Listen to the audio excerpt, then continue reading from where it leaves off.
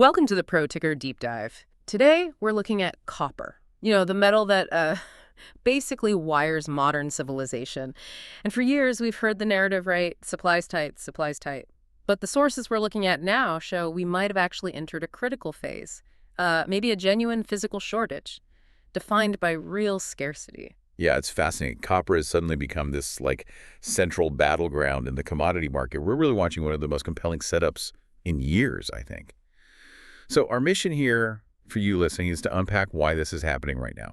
We've got these global supply cuts hitting hard, shifting macro forces, bringing money back into hard assets, and this really confusing inventory picture that honestly proves physical copper is scarcer than the big headline numbers suggest. It's a phenomenal stack of factors, absolutely.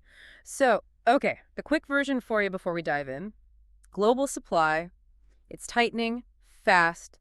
Think major mine disruptions. Demand, surprisingly resilient, especially looking at China, despite, economic bumps. And maybe most importantly, the macro sentiment, the mood. It's turning bullish, fast, fueled by hopes of rate cuts. Okay, let's unpack this properly. We kind of have to start with the global macro picture, don't we? That's providing the liquidity, the tailwind. We keep hearing this term, the reflation trade. What exactly is happening there? What points towards this trade? Right, so the reflation trade, it just means the market's getting ready for, well, a return of both growth and inflation. And when that happens, tangible things, hard assets like commodities, they tend to become more valuable. And we're seeing two key drivers here. First, the path for the U.S. Federal Reserve. We've seen some softening employment data. Inflation's been cooling a bit, and that's kept expectations pretty high for another key rate cut. Now, when the Fed looks like it's going to ease policy, the U.S. dollar usually weakens. And since copper is priced in dollars globally, that matters. Precisely, yeah. A weaker dollar, it instantly makes copper cheaper for buyers outside the U.S. That stimulates demand right there. It's, a pure financial tailwind encouraging buying. Okay, so that covers the financial angle, the money flow. But copper, it tracks the industrial cycle almost like a shadow, doesn't it? Yeah, good. What about the physical economy? Specifically China, they're the world's biggest consumer by far. Are they stabilizing enough to actually support a bullish turn? They are showing real signs of life, actually. We watch their manufacturing health using PMI data Purchasing Managers Index is basically a gauge of factory activity. Yeah. And both the official PMI and the Casein one, they both ticked up in September. Now, after a pretty sluggish period, that upward move suggests factory activity might be bottoming out. And for copper, which is like the foundational input for manufacturing, that stabilization is a really critical bullish signal. So the environment is setting up nicely then. Fed easing, potentially providing liquidity. Yep. China stabilizing on the industrial front. Seems like it. And the market's generally got an appetite for risk assets again. But you mentioned earlier, this recent price surge wasn't just built on, hope, right? It was rooted in a genuine supply shock. What were the big events that hit production so hard? Oh, the physical constraints have been dramatic, really. The biggest one, the headline grabber, was the landslide at Indonesia's Grasberg mine. Now, Grasberg isn't just, any old mine. It's one of the world's absolute top producers. Critical. And the disruption there, it isn't just a temporary glitch. It has removed a massive expected chunk of global copper production, not just for this quarter, but crucially for 2025 and 2026. This isn't a blip, you see. It's a structural hit to the medium-term supply forecast. But hang on, usually when you get these localized disruptions, don't other mines ramp up or they fix it quicker? Why is Grasberg different this time? Is it just the scale? It's the scale and the context. The whole system was already running really thin, very little slack. So the Grasberg shock just compounded problems that were already there. Production in Chile, the world's biggest supplier, remember, it fell again in August. That's been a frustrating trend for them. Then you saw companies like Teck Resources trimming their forward guidance too. So when your major suppliers are already struggling just to keep output steady, losing a major artery like Grasberg creates this instant painful deficit. The market just can't easily replace that metal. Okay, so when that supply pain really bites, how does it actually show up in the market? What's the technical signal traders are watching to confirm this squeeze is real? Yeah, the clearest technical marker I think everyone watches is the behavior of treatment charges. PCs, they call them. TCs are basically the fees that smelters charge miners to process the copper, concentrate the raw ore into refined metal. Now, when concentrate supply is abundant, smelters have the power, they can charge high TCs. But when that concentrate supply tightens up, like now, Smelters end up competing fiercely for the scarce ore, and that forces those TCs to slide lower and lower. That slide, that's classic textbook supply squeeze behavior. It tells us the miners are now dictating terms because their ore is suddenly so scarce. Right, that makes the physical scarcity undeniable then. Okay, let's shift focus a bit to demand. Despite the weakness we've seen in, say, housing and construction globally, China keeps being called the powerhouse. You mentioned their resilience, but can you give us the numbers? How high is their consumption, especially given their own internal economic struggles? China's demand story is actually phenomenal, especially because it's not just relying on that sluggish construction sector anymore. Their cumulative copper use year to date is up nearly 8% compared to last year. That is a massive amount of metal, just huge. So the question, like you're implying, is where on earth is it all going, if not into new apartment towers? Exactly. 8% growth is really hard to square with the housing slump everyone talks about. What specific sectors are actually absorbing all that copper? It's really the energy transition and all the supporting infrastructure around it. We're seeing extremely firm activity in fabrication that's making the copper rods, wires, pipes, things essential for industrial machinery, grid infrastructure upgrades, EV components. Yeah. The Chinese government is pushing really hard on its clean energy targets, right? And copper is just critical for all of that. Solar, wind, EVs, the grid itself. This makes the demand relatively non-cyclical, or less cyclical anyway. It provides a much stronger floor than, say, traditional housing demand ever did. Okay, now let's try and tackle this inventory paradox, because this is where the picture gets, well, confusing for a lot of people listening, I think. U.S. inventory reports, they show stock levels swelling up near multi-year highs even. But then you look elsewhere, and inventories are drawing down.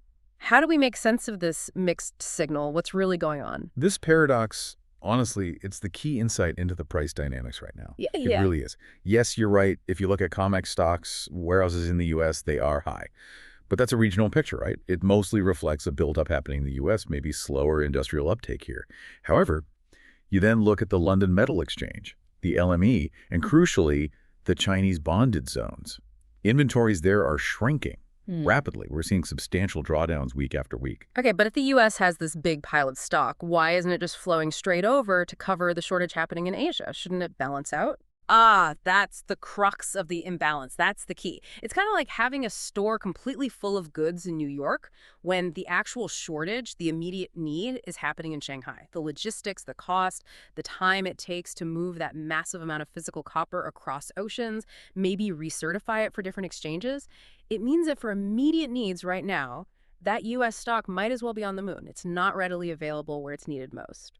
So the key takeaway here is that physical copper available right now to meet immediate Asian industrial consumption. It's far scarcer than those high COMEX numbers would have you believe. Those drawdowns in Asia, they're proving that domestic consumption there is aggressively eating into the readily available supply. Wow, okay, so we've got this undeniable scarcity, meeting surprisingly resilient industrial demand, especially from China's green push, and potential financial stimulus from rate cuts. So putting all this together, how are traders positioning themselves? What are the biggest drivers that keep this bullish case alive? And importantly, what are the main risks that could derail it? Okay, the bullish case really hinges on three main factors, I'd say. First, supply chain sensitivity. Given how thin the margins are globally now, the market is just hypersensitive. Any new rumor of a disruption, a strike somewhere, an unexpected equipment failure at a key mine that could just turbocharge prices because there's basically zero buffer stock left in the system. Second is that macro easing we talked about. If the Fed does cut rates and maybe China implements further stimulus, that flood of liquidity often finds its way into commodities like copper as investors chase asset protection and growth. And third, we keep coming back to it, but it's the structural support. This isn't just cyclical. Renewable energy, huge grid modernization programs happening globally, EV adoption, that all provides this powerful, non-cyclical demand base. It sets a long-term floor under the metal, fundamentally. That structural demand story is definitely a powerful long-term. But let's talk risk for a moment. What are the key cautionary notes? What could cause a serious short-term correction here? Yeah, absolutely. You need to watch the risks. The first big one is continued demand drag from the West. We saw those manufacturing PMIs across Europe and the U.S. soften again in September. If that industrial slowdown deepens over here, it will inevitably undercut some global demand, no matter how strong China is. And what about that pile of copper sitting in U.S. warehouses you mentioned? That's the second major risk. We absolutely have to monitor those COMEX stockpiles closely. If, for whatever reason, logistics smooth out or maybe global market dynamics shift, Those high U.S. inventories could start to flow back onto the LME or towards Asia.